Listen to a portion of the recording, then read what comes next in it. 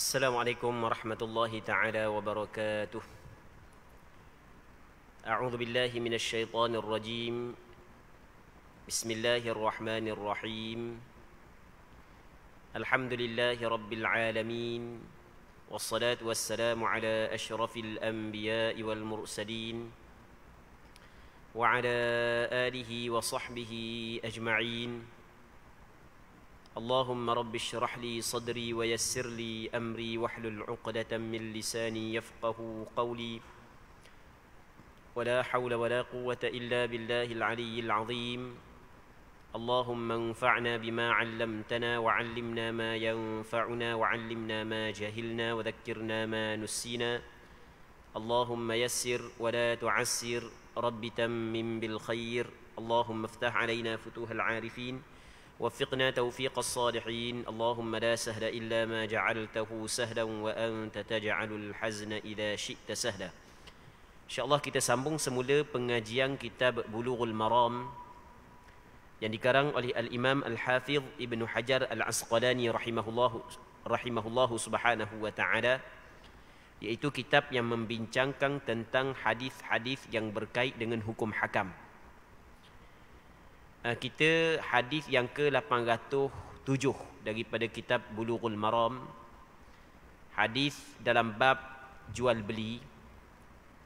Katanya, wa an Jabir bin Abdullah radhiyallahu anhuma annahu kana yasiru ala jamalin lahu a'ya fa arada an yusayyibah qala falahiqani an-nabiy sallallahu alayhi wasallam fad'a li وضربه فسار سيرا لم يسر مثله قال بعنيه بوقية قلت لا ثم قال بعنيه فبعته بوقية واشترطت حملانه إلى أهلي فلما بلغت أتيته بالجمل فنقدني ثمنه ثم رجعت فأرسل في أثري فقال أتراني ما كستك لآخذ جملك خذ جملك ودراهمك فهو لك متفق عليه وهذا السياق لمسلم. Daripada Sayyidina Jabir bin Abdullah radhiyallahu anhuma, seorang sahabat Rasulullah, katanya bahawasanya dalam suatu perjalanan dia menaiki unta yang payah dan lambat jalannya, sehingga timbul niat dalam hatinya untuk melepaskan unta tersebut. Sayyidina Jabir melanjutkan kisahnya. Namun Nabi sallallahu alaihi wasallam menyusuliku, lalu berdoa untukku dan memukul untaku. Mendadak untaku menjadi sangat cepat jalannya, tidak seperti sebelumnya. Nabi sallallahu alaihi wasallam bersabda, "Ku beli untamu dengan harga 1 uqiyah." Aku menjawab, "Tidak." Kemudian baginda bersabda lagi, "Ku beli saja untamu ini." Akhirnya ku jual juga untaku dengan 1 uqiyah, namun dengan syarat agar terlebih dahulu membawaku sampai ke rumah. Ketika aku sudah sampai di rumah, ku bawa untaku kepada baginda sallallahu alaihi wasallam, lalu baginda membayar harganya kepadaku dengan tunai dan aku terus pulang. Namun baginda memanggilku kembali lalu bersabda, "Apakah kamu kira aku bermaksud untuk memiliki untamu dengan harga yang murah? Sekarang ambil kembali untamu ini dan ambil pula wangnya. Semuanya adalah untukmu." Hadis riwayat Bukhari dan Muslim. Muslimin muslimat yang dirahmati oleh Allah Subhanahu wa taala. Sayyidina Jabir bin Abdullah radhiyallahu taala anhuma, seorang sahabat Rasulullah, dia menceritakan kepada kita tentang suatu cerita yang pernah berlaku di antara dia dengan Rasulullah. Dalam satu peperangan, ketika Rasulullah dan Jabir pulang ke Madinah, dalam satu peperangan, tengah dalam perjalanan pulang, jadi Jabir ni dia ada unta dia. Sayyidina Jabir bin Abdullah dia ada unta dia. Unta dia dah erak dah, kering, dah erak. Dan unta dia tidak ketinggalan dengan kumpulan duduk belakang. Rasulullah sallallahu alaihi wasallam ni di antara sifat yang perlu ada pada pemimpin. Rasulullah sallallahu alaihi wasallam ketika berjalan dalam kumpulan, Rasulullah jalan belakang. Rasulullah tak jalan depan, Rasulullah jalan belakang. Sebab benda Rasulullah jalan belakang? Sebab Rasulullah mengambil berat terhadap sahabat-sahabat yang ketinggalan di belakang. Jadi ada sahabat yang ketinggalan apa semua kali, mungkin barang tercicir, maka Rasulullah kawal perkara tersebut. Jadi kalau duduk depan tak tahu dah orang belakang lagu mana. Baik. Walaupun Rasulullah kuat, walaupun Rasulullah gagah, tapi tetap Rasulullah sallallahu alaihi wasallam mengambil berat kepada sahabat-sahabat yang dak gerak duduk belakang. Jadi Jabir, unta dia kuruh. Dak gerak dah unta dia. Unta dia tidak mampu untuk meneruskan perjalanan, tinggal belakang. Last sekali kata, aku lepas gini, aku tinggal unta, baik aku jalan kaki. Laju jalan kaki daripada naik unta. Kalau kita cakap gitulah, laju jalan kaki naik itu, siapa yang nak tinggal unta dia? Baik. Jadi kebetulan Rasulullah memang jalan belakang. Tengok, ni di antara sifat yang Rasulullah nak ajar kepada kita, khususnya kepada pemimpin. Bukan kita hanya tengok kepada rakyat yang senang, tapi kita kena tengok kepada rakyat yang susah. Kalau kita duk tengok ukur rakyat yang senang semua, sedap ikut dang kita buat. Tapi kita kena tengok kepada rakyat yang susah. Dan kita cuba menyelami kesusahan rakyat. Bagaimana rakyat yang susah hidup. Baik. Muslimin muslimat yang dirahmati oleh Allah Subhanahu wa taala. Jadi ketika Sayyidina Jabir bin Abdullah radhiyallahu taala anhu nak tinggal dah unta dia, tiba-tiba Rasul datang. Rasul mari. Rasul pun berdoa kepada dia. Rasul berdoa. Okey, tu pertama. Lepas tu Rasul tepuk belakang unta dia. Apabila tepuk unta hok dak gerak saat itu, jadi cegah balik. Gagah balik. Ni mukjizat yang Allah Subhanahu wa taala bagi kepada Nabi sallallahu alaihi wasallam. Mukjizat Rasulullah terlalu banyak. Nah, cuma hak yang banyak-banyak saat ni tu kita tak dapat tengoklah sebab kita tidak hidup di zaman Rasulullah. Tapi ada satu mukjizat yang kekal sampai ke sekarang. Tapi umat Islam sendiri hanya segelintir saja yang mengambil berat, iaitu Al-Quranul Karim itu sendiri sebenarnya adalah mukjizat Nabi sallallahu alaihi wasallam. Jadi antara mukjizat yang pernah berlaku adalah unta Jabir hok dak gerak dah, hok kuring hok dak gerak saat itu, sampai ke Jabir nak tinggal dah, Rasul tepuk je jadi gagah semula. Ada riwayat yang lain terpaksa Jabir saat itu pegang sebab duk tinggal orang pula. Hok tadi orang tinggal dia, ni nak tinggal orang pula. Masa pada tahap tu, maka Rasulullah sallallahu alaihi wasallam minta kepada Sayyidina Jabir untuk jual unta tersebut kepada Rasulullah. Rasul kata, jual kat aku dengan bayaran wuqiyah. Dia wuqiyah ni mana? Dia wuqiyah ni ya jenis harga dululah, lebih kurang dalam 40 dirham. 40 dirham. Kalau kira dengan duit dulu. Lebih kurang gitulah. Jadi tak mahal manalah Rasul nak beli padang unta guru. Baik. Jadi apabila Rasul nak beli, Jabir tak mau jual Rasulullah. Tak mau jual. Sebab dia Jabir ni, unta tersebut juga digunakan untuk buat kerja lah, cakap mudah kaki balik Madinah. Unta tu juga buat kerja pun semua sekali, tak mau jual lah. Lepas tu sebentar Rasul tahu pula, jual aku bayar lah dengan satu wuqiyah. Maka apabila Rasulullah sallallahu alaihi wasallam minta lagi untuk beli, kata Jabir bin Abdullah, tak apalah, hamba jual. Maka Sayyidina Jabir bin Abdullah bersetuju untuk jual. Jadi mula-mula hak yang Rasul buat tawaran, dia tak mau jual. Rasul nak minta beli dengan dia tak mau jual. Baik. Jadi adakah salah dia ketika Rasul nak minta beli tak mau jual? Tak salah. Tak salah. Sebab jual beli ni mesti melalui tarad, saling redha meredai. Mu setuju, aku setuju. Dia tidak boleh paksa dalam jual beli ni. Baik. Jadi peringkat mula Rasul nak beli tak mau jual. Bila Rasul minta pula, barulah dia bersetuju untuk jual. Maka kita dapat faham daripada hadis ini bahawasanya boleh kita minta beli barang orang. Kita kenang ke mutu dia kenang. Jual gambar mutu demo. Jual. Boleh, tak ada masalah sebab benda ni Rasul pernah buat. Bukan salah. Mung ni orang tak mau jual, mu nak beli. Mung ni tak tahu hukum mana. Cakap benda gitu. Tak ada masalah pun. Kita minta persetujuan untuk dia jual. Kalau dia tak mau jual, tu pasal dia. Kalau dia nak jual, alhamdulillah. Okey, kita kenang barang orang, kita minta jual gambar barang ni. Apa nak beli kenang molek barang demo ni. Baik. Dan benda tu pernah dibuat oleh Nabi sallallahu alaihi wasallam. Cuma dalam hadis ni Jabir kata lagu mana? Jabir kata tak apalah, aku bersetuju untuk jual kepada Rasulullah dengan harga wuqiyah, tapi aku meletakkan syarat. Aku meletakkan syarat dia. Meletakkan syarat untuk dibawa aku sampai ke rumah. Jadi memang sanggup jual. Tapi letakkan syarat, jadi walaupun saya jual kepada Rasulullah, tapi Rasulullah kena sampaikan saya dengan unta ni sampai ke rumah. Jadi saya nak guna dulu unta ni sampai ke rumah. Nah, tidak, kalau dia jual, Rasul ambil jalan kaki apa? Nak naik juga unta ni.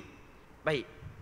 Maka sebahagian daripada ulama menjadikan hadis ini sebagai dalil bahawasanya ketika kita beli suatu barang, kita boleh meletakkan syarat, yang mana syarat saat itu manfaat kembali kepada kita. Okey, sebagai contoh, kita beli kereta. Nah, kita beli kereta, kita beli kereta dengan seseorang. Okey, kita pembeli, kata kita beli kereta dengan seorang penjual. Penjual kata, aku jual kereta ni kepadamu, tapi dengan syarat dalam seminggu aku nak guna dulu. Lepas seminggu aku bagi kamu. Baik, boleh ke tak? Sebahagian daripada ulama mengatakan boleh, berpandukan kepada hadis ini. Namun majoriti ulama, termasuklah mazhab Imam Syafi'i, mazhab Hanafi, dan sebahagian daripada ulama yang lain mengatakan tidak boleh. Tidak boleh meletakkan syarat begitu. Kerana syarat hak yang kita buat saat ni dia dia tidak bertepatan ataupun tidak bertepatan dengan konsep jual beli. Kita apabila kita beli barang orang, kita nak guna barang tersebut jadi milik kita. Jadi meletakkan syarat penjual boleh guna lagi barang setelah daripada kita beli barang tersebut, syarat saat itu tidak terpakai. Jadi kalau mengikut mazhab Imam Syafi'i, mengikut mazhab Hanafi dan beberapa orang ulama yang lain mengatakan syarat tak jadi dan jual beli juga tak jadi. Kerana di sana ada hadis Rasulullah larang jual yang disertakan dengan syarat. Nanti kita akan baca satu hadis yang diriwayat daripada Aisyah, hadis yang menceritakan tentang seorang perempuan hamba sahaya nama dia Barirah. Yang mana Barirah ni Aisyah nak beli dia daripada tuang dia, tapi tuang dia meletakkan syarat. Dia meletakkan syarat lagu mana? Tak apa, saya sanggup jual Barirah kepada Aisyah, tapi dengan syarat, sebab Aisyah nak memerdekakan Barirah, dengan syarat walak saat itu dapat ke tuang dia, bukan dapat kepada Aisyah. Dia walak ni benda walak. Walak ni adalah apabila seorang kita memiliki hamba, tiba-tiba kita memerdekakan hamba, maka di sana ada hubungan bekas tuang hamba dengan hamba, yang mana hubungan tersebut dinamakan sebagai walak. Dalam akan datang kita akan bincang berkenaan dengan pusaka. Sebab pusaka ada 3. Yang pertamanya adalah perkahwinan. Apabila berlaku akad perkahwinan yang sah, maka suami boleh mewarisi daripada isteri, isteri boleh mewarisi daripada suami apabila ada yang meninggal salah seorang daripada keduanya. Okey, itu dipanggil sebab pusaka yang pertama. Yang keduanya sebab pusaka adalah nasab, hubungan kekeluargaan. Sebab dia anak boleh saka daripada ayah, ayah mati. Sebab apa ayah boleh saka daripada anak kalau anak mati? Kerana ada hubungan kekeluargaan di antara ayah dengan anak dan anak dengan ayah. Dia selagi ada sebab pusaka, iaitu walak. Apabila kita memerdekakan seorang hamba, tiba-tiba hamba saat itu kerja apa, dapat pitih banyak apa sekali, dia mati. Ahli dia dak nikah, anak dia, keluarga dia tak ada, tinggal harta saka. Maka kita layak mengambil pusaka atas sebab dia, atas sebab walak. Kerana pernah kita memberi nikmat kepada hamba tersebut dengan cara kita membebaskan dia. Itu yang dinamakan sebagai walak. Jadi ketika Aisyah radhiyallahu taala anha nak beli Barirah, Barirah juga sahabat, maka tuang dia mensyaratkan boleh nak beli, sebab dia tahu Aisyah nak merdekakan Barirah, tapi syaratnya walak saya nak. Walak saat ni tak boleh kepada Aisyah, boleh kepada tuang asal. Sepatutnya apabila Aisyah beli, Aisyah yang memerdekakan dia, maka walak boleh kepada Aisyah. Maka tahu benda tu tahu kepada Rasulullah. Terus Rasulullah berkhutbah. Rasulullah sallallahu alaihi wasallam terus berkhutbah, kata Rasulullah, ma balu unas yashtarituna syurutan laysat fi kitabillah. Kenapa ada manusia meletakkan syarat, beberapa syarat dalam jual beli dia yang tidak ada syarat ni dalam kitab Allah Subhanahu wa taala. Kata Rasulullah, man ishtarata syartan laysa fi kitabillah falaysa lahu wa in syarata mi'ata marrah. Kalau sekiranya orang saat itu meletakkan syarat dalam jual beli dia, yang mana syarat tersebut tidak ada dalam kitab Allah, maka dia tidak berhak untuk mendapat syarat tersebut walaupun 100 kali dia meletakkan syarat itu. Baik. Maka berpandukan kepada hadis ini, majoriti ulama termasuklah mazhab Imam Syafi'i, mazhab Hanafi mengatakan dalam bab jual beli kita tidak boleh meletakkan syarat yang menyalahi akad jual beli itu sendiri. Kalau syarat yang tidak menyalahi akad jual beli itu tak ada masalah. Mu nak beli barang ni dengan aku, boleh. Tapi dengan syarat mu kena bayar lalu. Mu kena serah lalu duit. Okey, tu tak ada masalah. Tu memang tidak menyalahi akad jual beli tu. Tapi mu nak beli, aku jual barang ni ke mu, tapi dengan syarat mu kena bagi guna kepada aku sebulan dulu. Boleh mu nak beli rumah aku. Nak berapa harga rumah ni aku bayar 300,000 lah. Okey, boleh. Tapi syaratnya aku nak duduk boleh 4 bulan dulu. Sementara aku jumpa rumah lain. Baik. Maka dalam hal jual beli lagu ni ulama berbeza pandangan. Sebahagian daripada ulama tidak membenarkan jual beli begitu. Baik. Jadi apabila mu jual beli dah mu bayar PT, lepas tu rumah saat itu jadi milik kepada pembeli, duit saat itu jadi milik kepada penjual, ikut pembeli lah nak buat ganda rumah tu pun. Mu nak letak syarat-syarat mana? Hak orang. Baik. Okey, itu pandangan majoriti ulama. Namun ada sebahagian daripada ulama mengatakan kalau syarat begini masih lagi dibolehkan, berpandukan kepada hadis ini. Cuma macam hak yang kita kabalah, apabila ada khilaf maka sebaik-baiknya adalah kita elokkan daripada meletakkan syarat seperti ini. Muslimin muslimat yang dirahmati oleh Allah Subhanahu wa taala. Dah hak majoriti kata ataupun mazhab Imam Syafi'i, mazhab Hanafi dan sebahagian ulama yang kata tidak sah syarat ni, dah nak letak mana hadis ni? Sedangkan hadis ni adalah hadis yang dikeluarkan oleh Imam Bukhari dan Muslim. Kata dia ada beberapa jawapan. Antara jawapannya adalah sebenarnya apabila berlaku akad jual beli di antara Rasulullah dengan Jabir terhadap unta ni, maka unta ni milik Rasulullah, harga adalah milik Jabir. Cuma lepas daripada tu Rasulullah tabarru', maksudnya suka rela Rasulullah sallallahu alaihi wasallam beri kepada Sayyidina Jabir untuk guna unta tersebut. Okey. Dan syarat ini dia tidak berada dalam akad. Maksudnya syarat ni sebelum daripada akad lagi. Dia yang tidak boleh adalah syarat yang diletak dalam akad. Akad jual beli, masa akad jual beli, aku jual barang ni, aku jual unta ni kepada mung dengan syarat mung kena bagi guna kepada aku tempoh sekian-sekian, aku beli. Okey, meletakkan syarat dalam akad atau tidak diboleh. Tapi kalau sebelum daripada akad atau tidak menjadi masalah, tapi dalam akad tidak meletakkan syarat. Okey, itu jawapan mazhab Imam Syafi'i. Kita tidak perlu cerita panjang-panjang lah. Kita cerita secara ringkas sahaja. Baik. Seterusnya, lepas daripada tu, katanya apabila aku sampai rumah, kata Sayyidina Jabir bin Abdullah, sampai dari rumah dia, maka aku pun bawa unta saat itu kepada Nabi sallallahu alaihi wasallam. Gihatalah kepada Rasulullah. Sampai dari rumah di Madinah tu, maka wagilah unta kepada Rasulullah. Maka Rasulullah sallallahu alaihi wasallam bayar harga dia. Jadi aku ambil harga, tinggal unta kepada Nabi sallallahu alaihi wasallam. Lepas aku balik, maka Rasulullah sallallahu alaihi wasallam atar balik unta dia sekali dengan duit. Rasul atar balik unta dia sekali dengan duit, Rasul bagi kepada dia. Rasul kata sebenarnya aku buat tawaran kepada mu, bukan aku nak ambil unta mu. Ambil semula unta mu, lepas tu piti hak yang aku bayar juga bagi kepada mu. Jadi boleh kepada dia duit lagi, unta boleh semula kepada Sayyidina Jabir bin Abdullah radhiyallahu taala anhuma. Baik, hadis ini dikeluarkan oleh Imam Bukhari dan Muslim di dalam kitab sahih bagi keduanya, dan lafaz yang kita baca saat ini adalah lafaz Imam Muslim. Katanya wa anhu qal a'taqa rajulun minna 'abdan lahu 'an duburin lam yakul lahu malun ghayruhu fada'a bihi an-nabiy sallallahu alaihi wasallam faba'ah, muttafaqun alaih.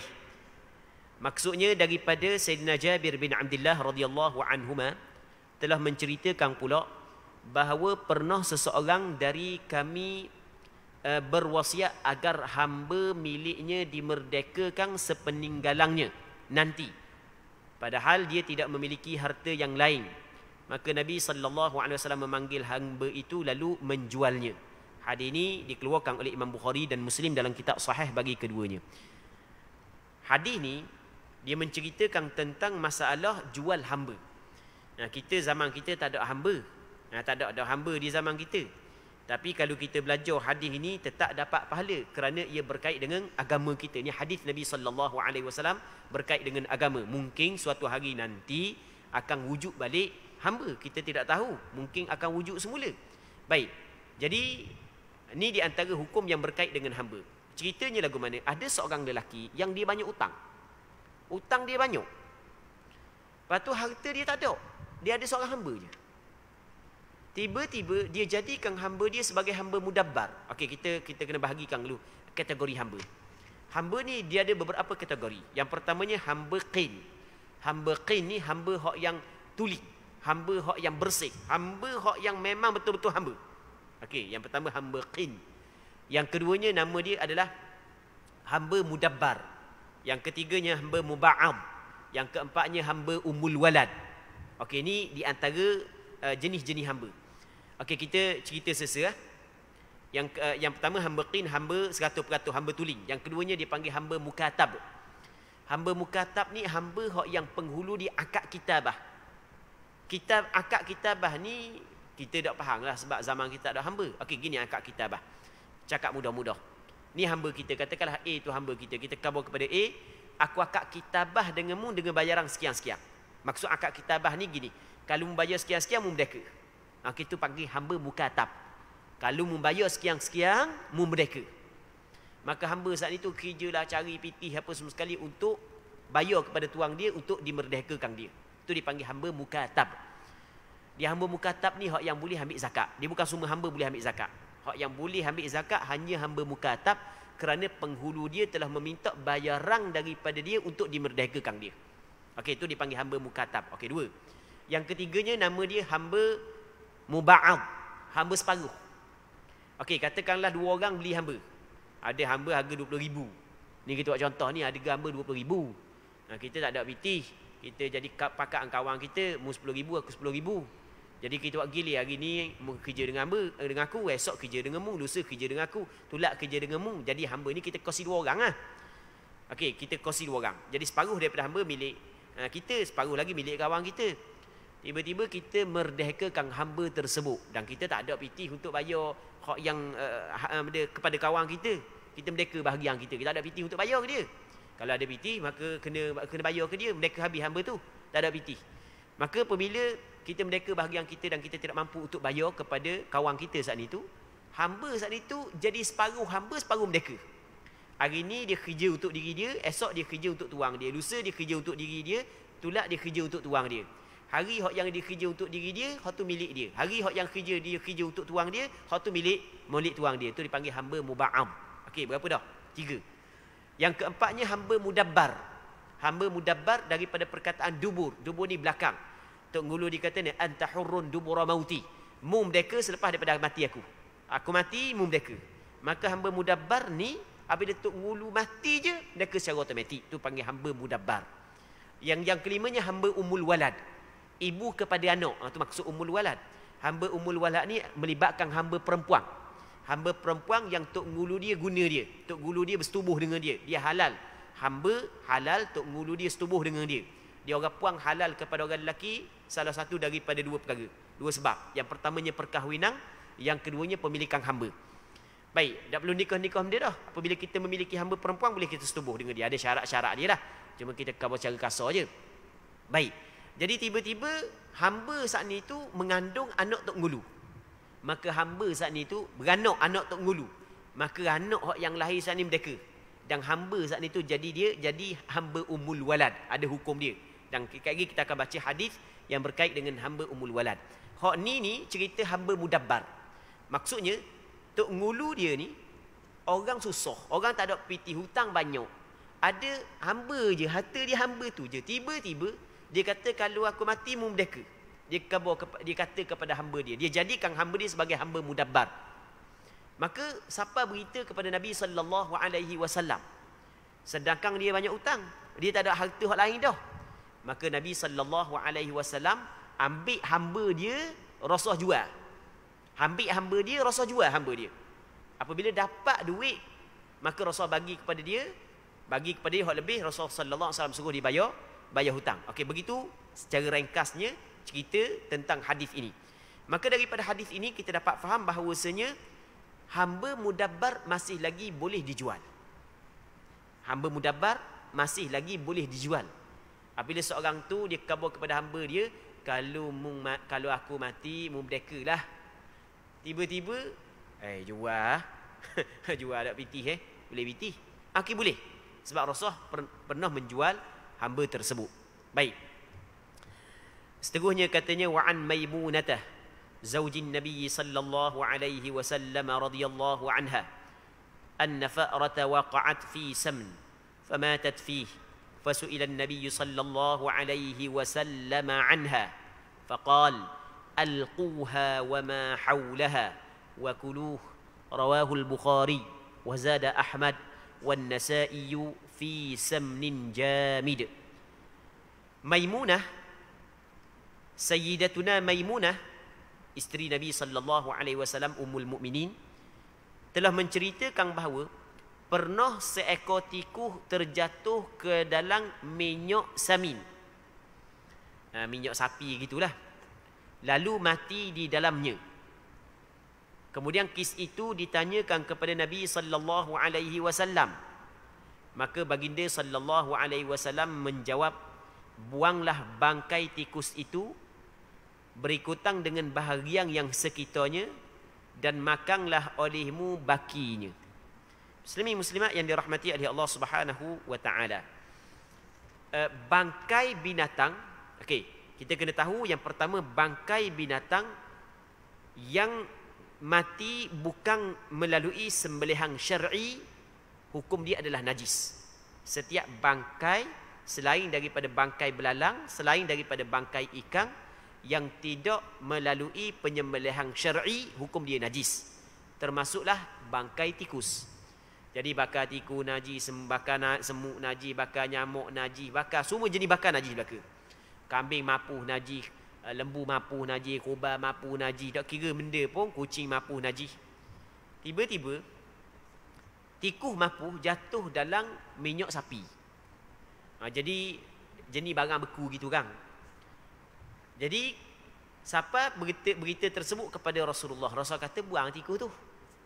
Lepas tu buang hak yang sekitar tikus mapuh zat ni. Hak yang berbaki masih lagi boleh makan. Baik. Maka berpandukan kepada hadis ini, andai kata makanan kita hak yang jenis beku. Jenis beku lah, bukan jenis cair, jenis beku. Tiba-tiba tikus mapuh dalang. Baik.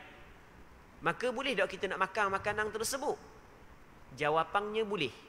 Tapi dengan syarat buang tikus, jangan buat lauk pula. Buang tikus, lepas tu buang hak yang sekitar tikus tak ni, hak yang kena hak dia. Buang sekitar tu. Hak yang berbaki boleh kita makan. Baik, nasi. Tengah panas-panas molek baru masak sekawah nasi.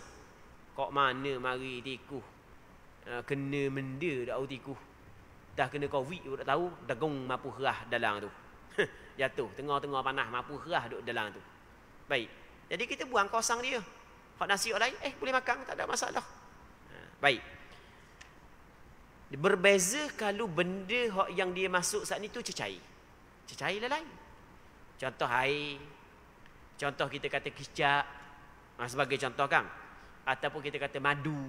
Itu benda cecair. Maka tikus saat itu dia akan menajiskan ke semua cecair tersebut.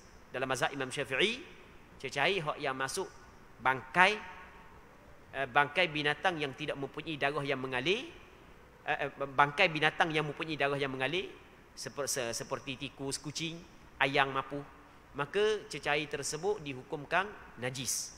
Melainkan kalau air, itu lain. Kalau air mutlak, kalau cukup 2 kolah ke atas, itu tak ada masalah. Melainkan kalau berubah. Baik, berbeza dengan bangkai binatang yang tidak mempunyai darah yang mengalir. Contoh semut, itu tak ada masalah. Lalat, itu tak ada masalah. Ni air kita air kita. Contoh air kita ni, tiba-tiba kita tengok ada semut mapuh 3 ekor. Kita pun buah semut boleh minum. Ataupun kita tengok lalat mapuh. Boleh kita minum, tak ada masalah. Cicak mapu boleh lagi dalam mazhab Imam Syafi'i. Soal lalu tak lalu tu nombor dua. Kita bukan nak cerita lalu ke tak lalu. Kita nak cerita hukum. Cicak mapu, kita acu nak minum air, degung jatuh cicak orang pasang kipas. Degung jatuh. Cicak mapu duduk dalam air. Allah, parok cicak kali ni. Mapu duduk dalam air. Cicak dia tidak termasuk dalam binatang yang mempunyai darah yang mengalir. Maka ia tidak menajiskan cecair. Dia tidak menajiskan air ni. Okey, kita buang cicak, boleh minum air tu. Soal tak mau minum, tu nombor dua. Kita nak cerita daripada segi hukum boleh. Kita pun kita tak mau. Cuma kita nak khabar daripada segi hukum tak ada masalah, tak salah pun kalau minum. Baik. Tapi tikus tak boleh. Muslimin muslimat yang dirahmati oleh Allah Subhanahu wa taala. Seterusnya kata dia lagi, wa an Abi Hurairah, dia kalau benda tu asal lagi kalau benda tu boleh kita makan, halal kita makan, maka boleh kita jual. Tapi kalau benda najis tak boleh kita jual. Jadi jual sekali dengan tiku-tiku benda minyak sapi ni sekali dengan tiku ataupun kita kan majering ni ada tiku mampu seekor dalam, tak payah buang jual sekali dengan ditimbang. Tu tak boleh lah. Tu tak boleh. Jadi buang dulu. Boleh kita makan dan boleh kita nak jual benda hak yang berbaki, hak yang tak kena tiku, hak mampu saat ni tu. Baik. Seterusnya kata dia lagi wa an Abi Hurairah radhiyallahu ta'ala anhu qala Rasulullah sallallahu alaihi wasallam idza waqa'atil fa'ratu fis samn fa in kana jamidan fa'alquha wa ma hawlaha wa in kana ma'i'an fala taqrabuhu. Rawahu Ahmad wa Abu Dawud wa qad hakama alaihi al-Bukhari wa Abu Hatim bil wahm. Maksudnya daripada Abi Hurairah radhiyallahu taala anhu telah menceritakan bahawa Rasulullah sallallahu alaihi wasallam pernah bersabda, apabila tikus jatuh ke dalam minyak samin, minyak sapi, mentega, masuk belakalah, yang sudah membeku, maka buanglah bangkainya dan bahagian yang di sekitarnya. Okey, sama dengan hadis tadi. Tetapi jika samin tu minyak sapi tu cair, ni tak ada dalam hadis sebelum daripada ni, maka janganlah kamu mendekatinya, maksudnya janganlah kamu memakannya. Hadis ini diriwayat oleh Imam Ahmad bin Hanbal dan Imam Abu Daud, tetapi Imam Bukhari dan Imam Abu Hatim menilai sanad hadis ini mengandungi kekeliruan. Jadi hadis ini adalah hadis dhaif. Walau bagaimanapun, walaupun hadis ni dhaif, tapi hadis yang sebelum daripada ni adalah hadis yang sahih, yang mana hadis tersebut makna dia ataupun hadis yang kedua ni, makna hadis yang kedua adalah sama dengan maksud hadis yang pertama dulu. Jadi kalau minyak sapi saat ni tu ataupun mentega ataupun keju ke, tak kira lah, kalau ataupun dadih ke, kalau dia beku, maka buang tiku, buang hak yang sekitarnya, boleh kita makan. Tapi kalau cair, maka kena cuwah belaka. Kena cuwah sepayang lah, kena cuwah. Sepayang lah. Okey, kita kat kita hak pernah berlaku lah, tapi ni cerita lama lah. Orang tua dulu dia buat budu, dia tak dalam payang. Dia buat budu, dia tak dalam payang gitu kan. Lepas tu tutup lebih kurang aje. Ni mungkin beradang ni. Orang-orang tu ni yang mendengar cerita dululah, lama dah cerita ni. Baik. Lepas tu jadi kadang-kadang ia tak luar rumah gitu je payang, ia tak pilih apa semua sekali buat budu, tak tutup gitu. Main kucing berlari, budak-budak dok main, buka api tu tudung payang ni ia tak kayu gitu je. Tikus duk berlari, pokok ia degung jatuh dalam tu. Jatuh dalam. Dia sedar tak sedar masa dia ambil penapis tu, yang tapis nak buang tulang apa sekali, tengok ada tulang pelik. Ini pernah berlaku. Kita cerita pernah berlaku Dak ayat lah mana. Tapi ni cerita lama dah. Cerita lama dah masa tu 15 tahun lagi. 20 tahun lepas dah cerita dia. Jadi tengok warna macam ada tulang ayam ke tak ayam tak bilih gitu je, tu ikan gitu. Tengok-tengok ada bulu lah, tikus mapuh dalam. Tikus mapuh ada boleh makan lah. Nak warna benda cair kan. Kena cuwah lah. Allah sepayang modal beratus tak kira sepayang kedua payang ke, benda najis mana boleh makan. Buang lah, cuwah lah. Baik. Ni cerita dulu, lah ni dak dah, lah ni memang dia buat begadang. Jangan pula apa dak makan budu nyanyi orang jual budu pula kayak gini. Baik. Muslimin muslimat yang dirahmati oleh Allah Subhanahu wa taala. Seterusnya katanya wa an Abi Zubair qal sa'altu Jabiran an thaman as-sinnaur wal kalb faqal zajara an-nabiy sallallahu alaihi wasallam an dhalik rawahu Muslim wan Nasa'i wa zada illa kalb sayd.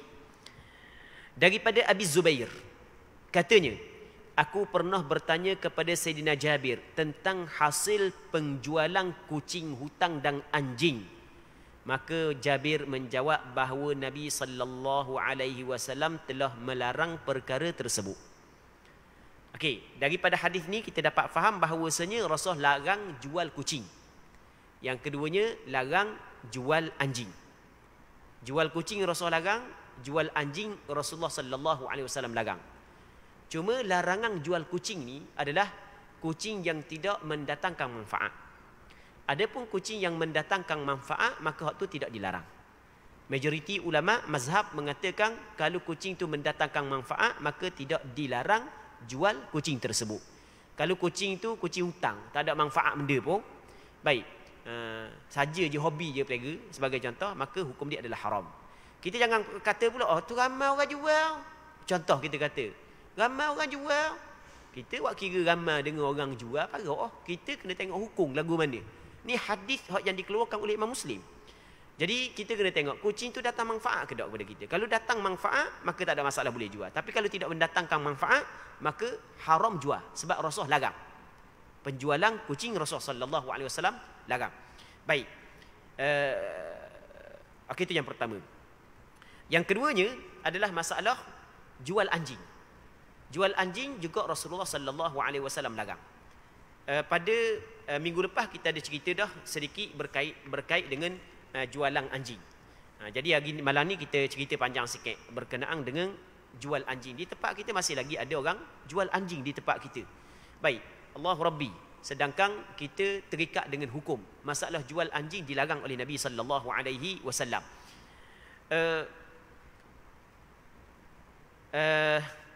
Cuma dalam hadis ni ada sebut Imam An-Nasa'i ada menambah dalam riwayat dia melainkan anjing perburuan. Jadi seolah-olah kalau mengikut riwayat Imam An-Nasa'i bahawasanya anjing tujuan untuk perburuan maka boleh jual. Cuma penambahan Imam An-Nasa'i adalah penambahan yang dhaif. Jadi apabila penambahan ini dhaif, maka majoriti ulama tidak mengambil kira kepada penambahan ini. Okey, kita tengok kepada pandangan ulama.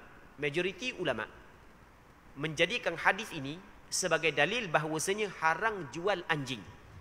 Sama ada tujuan untuk jaga kebun, ataupun tujuan untuk berburu, ataupun tujuan untuk jaga binatang, ataupun bukan tujuan tersebut, diharamkan jual anjing.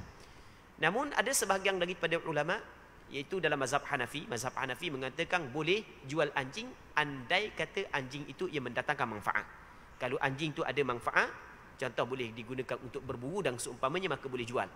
Dan mazhab Hanafi dia menjadikan riwayat Imam An-Nasa'i sebagai sandaran. Tapi sebenarnya riwayat Imam An-Nasa'i di sini adalah riwayat yang dhaif. Maka kalau ada orang kita rasa nak jual anjing akan datang, berhati-hatilah. Kerana benda ni dilarang oleh Nabi sallallahu alaihi wasallam. Baik. Di tempat kita ada hak beli anjing, ada hak yang pelihara anjing, orang Islam pelihara anjing, sedangkan pelihara anjing ni bukanlah benda hak yang diizinkan oleh syarak. Benda pelihara anjing ni benda hak yang dilarang oleh syarak. Dalam hadis yang diriwayat oleh Imam Bukhari, kata Nabi sallallahu alaihi wasallam, "Man amsaka kalban fa innahu yanqusu kulla yawmin min 'amalihi qirat illa kalb harthin aw mashiyah." Maksudnya sesiapa hak yang pegang anjing, dipelihara anjing, maka kurang setiap hari daripada amalannya satu qirat, satu timbangan, satu ukuran yang Allah Ta'ala lebih mengetahui. Setiap hari kurang amalan dia. Melainkan kalau sekiranya anjing saat itu tujuan untuk jaga ladang ataupun tujuan untuk jaga binatang. Di tempat kita ada orang saat ni tu mula duk kawan dengan kucing, duk pelihara kucing, tapi sekarang ni bukan pelihara kucing, pelihara anjing. Dia ambil budaya-budaya barat, budaya-budaya luar masuk ke tempat kita. Ni benda yang perlu kita kena berhati-hati. Jadi kalau kita nak buat benda, kita jangan buat nak ambil benda yang bukan daripada budaya kita. Kita kena tengok benda tu bercanggah tak dengan agama kita. Kalau bercanggah kena tinggalkan. Kalau tidak bercanggah, hak tu tidak menjadi masalah. Baik. Muslimin muslimat yang dirahmati oleh Allah Subhanahu wa taala. Jadi untuk malam ni kita berhenti sini dulu. Insya-Allah kita sambung balik pada minggu-minggu akan datang kalau sekiranya dipanjangkan umur. Kita berdoa kepada Allah Subhanahu wa taala agar apa yang kita bincangkan pada malam yang mulia ini diberkati oleh Allah Subhanahu wa taala. Wallahu Subhanahu wa taala a'la wa alam. Allahumma haqqiqna bittiba'i nabiyyika Muhammadin sallallahu alaihi wasallam zahiran wa batina. Allahumma ij'alna mimman yastami'una al-qawla fayattabi'una ahsanah. Sallallahu ala sayyidina Muhammad wa ala alihi wa sahbihi ajma'in. Walhamdulillahi rabbil alamin.